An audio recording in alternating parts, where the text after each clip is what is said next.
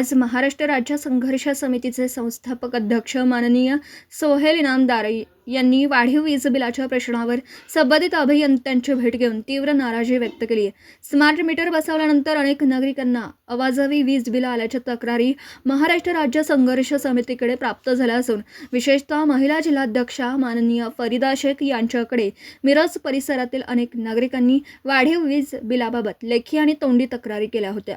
याची गंभीर दखल घेत संस्थापक अध्यक्ष माननीय सोहेल इनामदार यांनी संबंधित अभियंत्यांना वाढीव वीज बिलाचा प्रश्न तातडीने सोडवण्याची मागणी केली। नागरिकांवर अन्याय होणार असेल तर तो सहन केला जाणार नाही असे स्पष्ट करत त्यांनी संबंधित अधिकाऱ्यांनी वरिष्ठ स्तरावर चर्चा करून वाढीव वीज बिलावर त्वरित तोडगा काढावा अशी विनंती केली।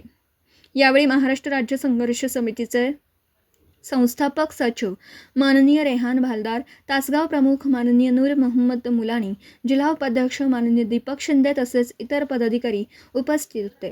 सामान्य नागरिकांना न्याय मिळेपर्यंत महाराष्ट्र राज्य संघर्ष समिती वाढीव वीज बिलाच्या प्रश्नावर सातत्याने पाठपुरावा करणार असल्याचं संस्थापक अध्यक्ष माननीय सोहेल इनामदार यांनी सांगितलं।